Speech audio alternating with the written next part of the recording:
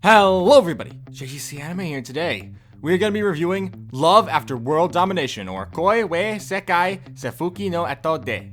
I don't know if I said that right, but let's move past that for now. I feel like I'm saying that every time. So, what is Love After World Domination? The story, I'm just going to hop right into this. The story is about the main characters, Fudo Aikawa and Desi Magahara, who are enemies in a world where they're basically, Fudo is a Power Ranger, like he's a Power Ranger, and Desumi is one of the main enemies.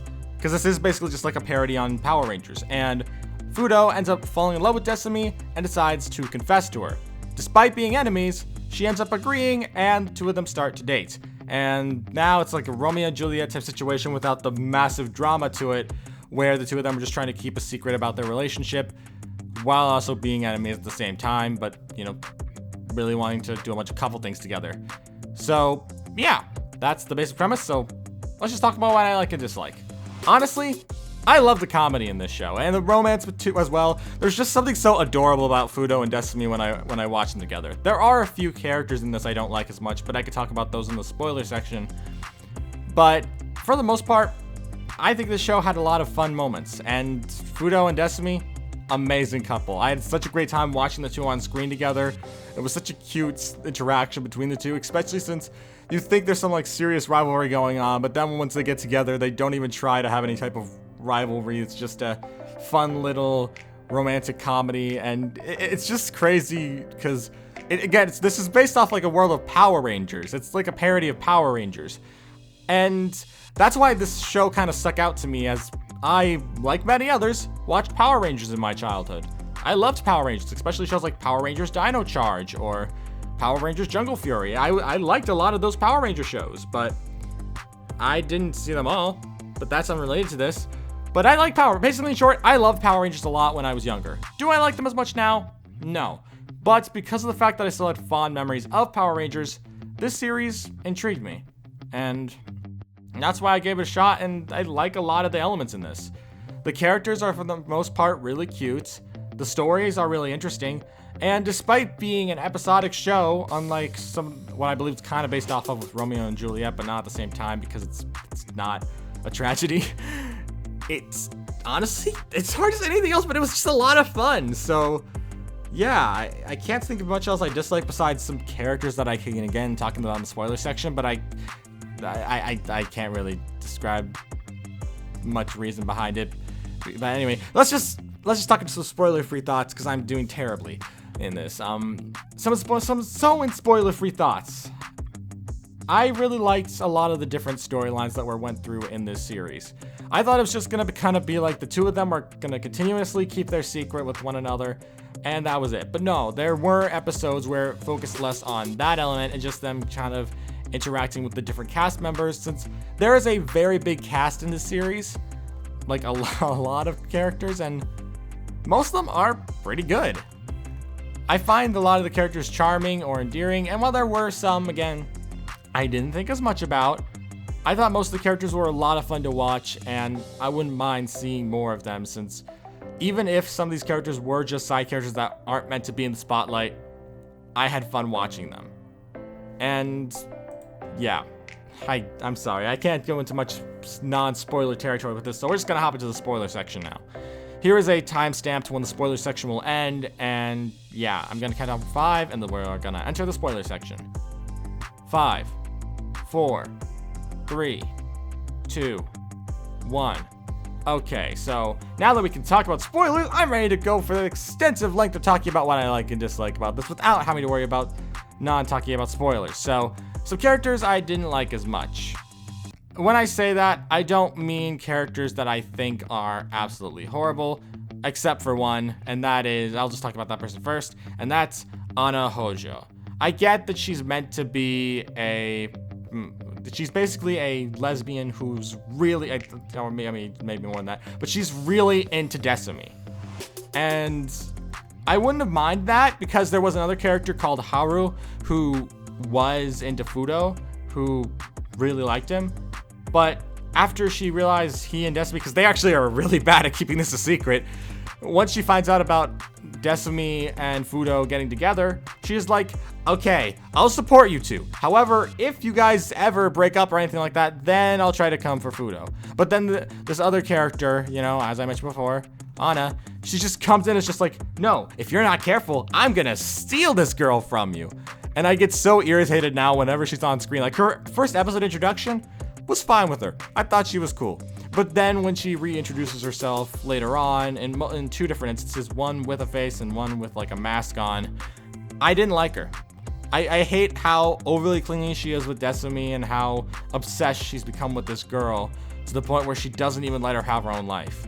One of the things I really liked about how Haru took care of everything was how she didn't try and mess with their relationship. She wants them to be happy, so she helps them and supports them. Despite the fact she has her own feelings, she still is trying to help and support them, and I really like that. But then there's Anna, who's continuously tried to pull them apart and win over Desumi, which irritates me to no end.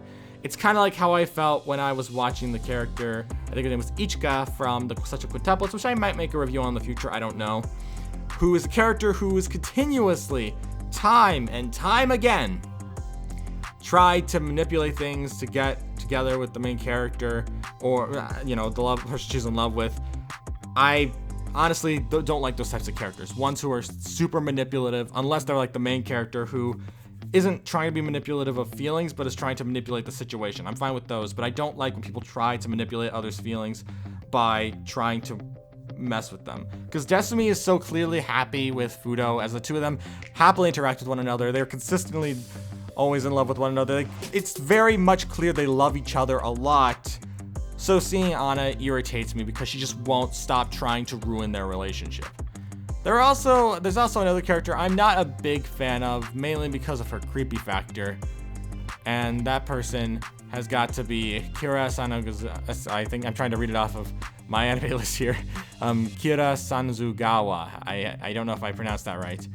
Where she just, I don't like her.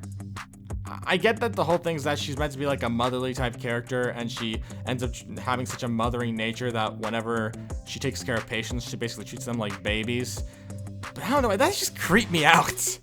Like that, the episode where she basically turns Desumi into a baby for a bit, it was a bit weird. Like, for a majority of the season, I had a very good time watching each episode, but that was the first episode where I was actually like, okay, what the heck is going on here?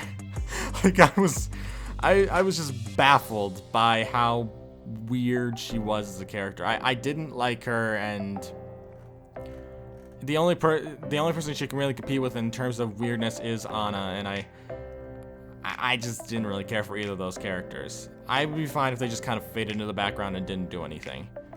There's also some characters I kind of wish got more spotlight, such as some of the other Power Rangers. They call themselves, I believe it's the Gelato 5, but I'm just gonna call them the Power Rangers because, you know, it's easier to remember. There is a thing where I just wish that they gave more development to these other characters. Haru, who is the Pink Ranger, she got plenty of development. She didn't get like a crap ton, but she got enough that I could actually understand her character. But for everyone else, the Yellow Ranger, the Blue Ranger, they didn't do much. Although the Green Ranger did get some development. I know I said I have my anime list up so I can see all the names that I might forget, but it's really hard to find all the names on here. But moving past that, I wish some of them got a little more attention, because I've now found the Yellow Ranger, Misaki Jinguji. I feel like she doesn't do much. She kind of acts as like the older sister, as Fudo kind of calls her an older sister to Fudo. I didn't think there was much about her that I could like or dislike, because we haven't seen much from her. The only thing she really does is tease Fudo, which I'm sure things change in the future. I'm sure there's some alterations that she has to kind of face maybe in the future. I don't know. I've not read the manga, so I would not know. I've only watched the anime. But I wish that she kind of got more development as a character. Like, she actually did something besides just tease Fudo and nearly get him called out. There's also the Blue Ranger, who I'm trying to find, but I'm struggling to, where he's just kind of a, oh, here he is, Hayato Ojino. He's just kind of like this big jerk with a big ego where he thinks that everyone loves him just because he's the Blue Ranger, which granted a majority of people do. When he went to a festival in, I think it was like the 10th episode, all the girls just completely surrounded him. And he was just all for it. He's just like, yes, this cool, I'm incredible. Just that big ego. I'd be curious about how he would tone it down, but he doesn't really do much either, which I understand. This series is only 12 episodes. They can only do so much development with side characters when you want to keep developing the relationship between the main characters.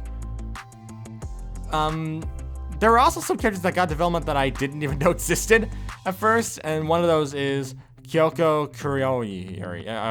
Kyoko Kuriori. I can't read it. She doesn't sound like someone I originally would be interested in as a character, but then she has this whole storyline where she wants to confess to this bear, Bear Culverin, and by the end of the episode that she admits she wants to confess to him, and although they kind of don't tell you who she wants to confess to, they end up getting together, and that was a strangely wholesome story.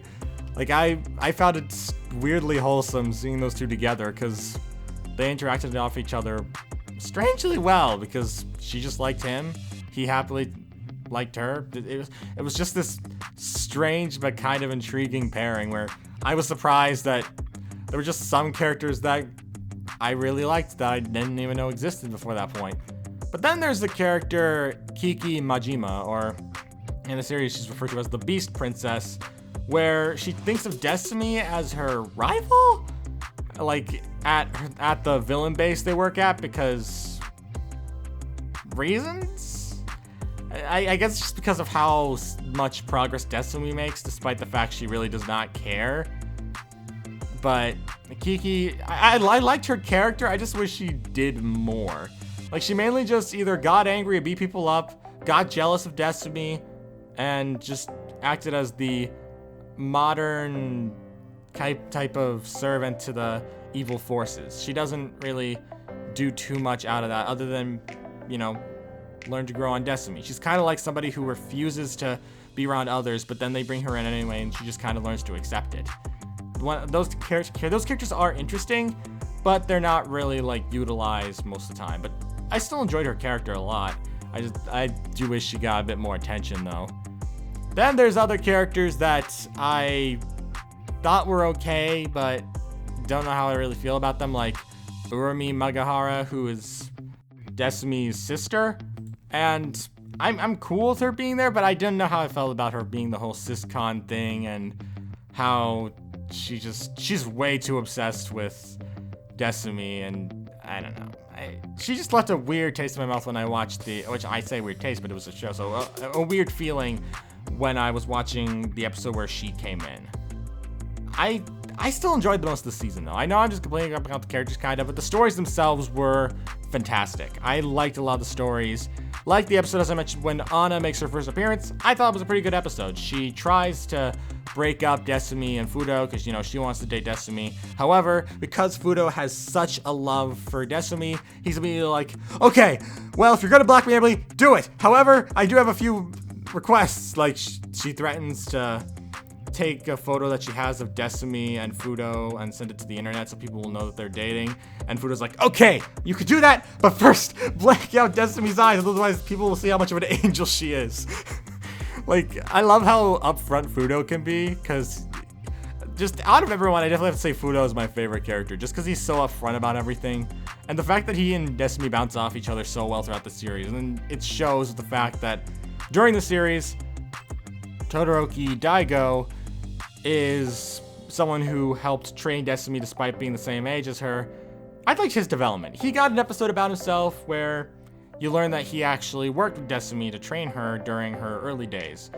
And she learns that Fudo and Desumi are dating, but he doesn't know that she's joined the evil team they're going against, Gecko. I think that was its name. But yeah, Daigo gets some pretty good development as well, kind of where I don't know why I started talking about his development, but one thing I liked about his character is how he points out that nobody can really take on Desumi's hits because Desumi is so strong. She's a very strong character, even when she was a kid. he only managed to hold it in because he was a very skilled karate trainer.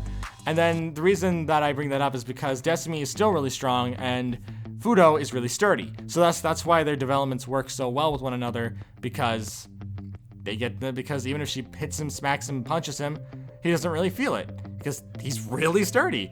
And it's really hard to discuss too much about this because it's just really good. I had a fun time while watching.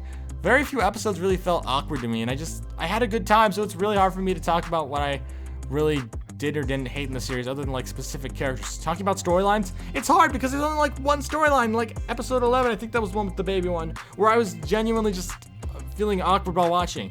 But every other episode, I loved. I had so much fun watching it, and I can't say I hated anything in it. Just it was such a fun, intriguing thing when watching that I didn't hate it.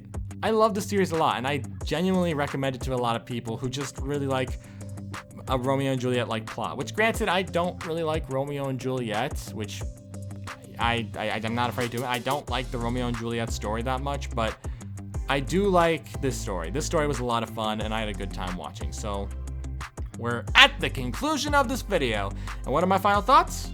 I like this series a lot, and I would definitely recommend it to anyone who just wants a good romantic comedy action series, who might even be familiar with Power Rangers, because even though it's not really related to Power Rangers that much, it does have a few Power Ranger-like elements because it's meant to be a Power Ranger parody.